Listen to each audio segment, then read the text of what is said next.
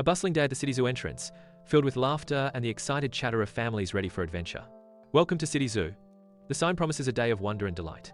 Children stand transfixed, faces pressed against the high fence as they watch Raja, the magnificent tiger, pace restlessly within the artificial enclosure. Look, Raja is pacing again. A child's voice pierces through the air, yet the tiger remains unfazed, its gaze fixed beyond the confines of its cage.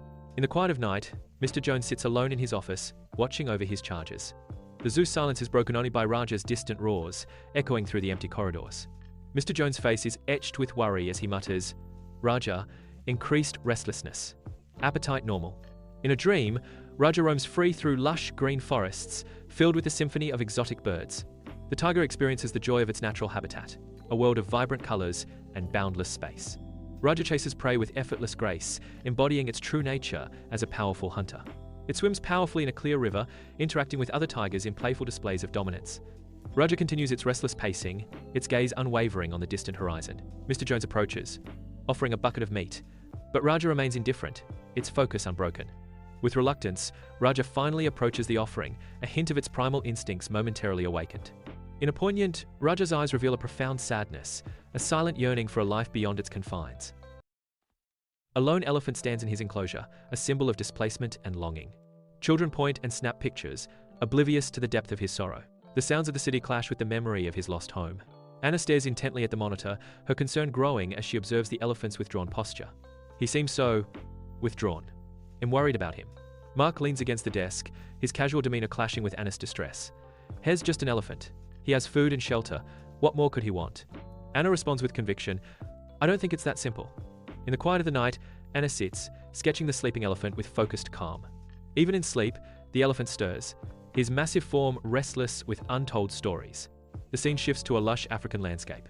Across the vast African savanna, Anna escorts the elephant back to his ancestral homeland. The elephant feels the familiar earth beneath his feet, his senses heightening with each step.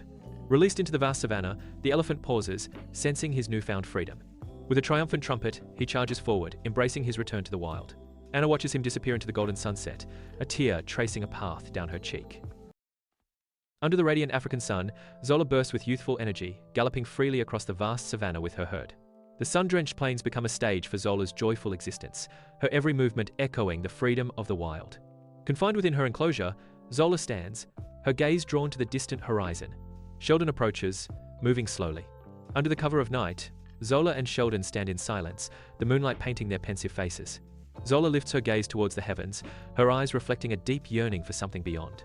Sheldon watches Zola, his eyes filled with empathy as he speaks softly. "Freedom isn't always about where you are, Zola, but about who you are." Amidst a raging storm, a tree collapses, creating an unexpected path to freedom for Zola. With eyes gleaming with determination, Zola seizes the moment, embarking on a daring escape into the storm-swept night. Her powerful legs eating up the ground, she navigates the deserted pathways of the zoo, her escape masked by the storm's fury. Zola stands on the hill overlooking the city, the dawnlight painting her stripes with gold, hope blooming in her heart. She pauses, her gaze sweeping across the skyline, determination battling uncertainty in her eyes. Leo rests on the rock, indifferent to the world. Children observe Leo, their eyes filled with wonder, while the lion barely acknowledges their presence. Sarah approaches, carrying food, but Leo continues to stare into the distance. Leo eats, his movements mechanical, his spirit detached from the act. On the vast African savanna, the ancestors hunt, led by a powerful male. My ancestors roamed free, masters of their domain. They lived by instinct and strength. The air crackles with energy and danger as the hunt intensifies. Leo lies awake, his eyes fixed on the moon, memories of Sarah's stories filling his mind. Sometimes I dream of running under the open sky, feeling the earth beneath my paws. But the bars are always there when I wake up. Sarah sits by Leo's enclosure, lost in her book. Leo watches Sarah, curiosity flickering in his eyes as he observes her. She doesn't understand what it's like to be me, but she cares. Maybe that's enough. At an African watering hole, Leo's ancestor drinks peacefully, embodying nature's harmony. We were part of something greater, a web of life that stretched across the land. Bathed in the fading light of sunset, Leo sits on his rock, a picture of serene contemplation. A wave of tranquility washes over him as he embraces the moment. Leo declares, "This is my home now. The wild may be gone, but the spirit remains. I am still a lion."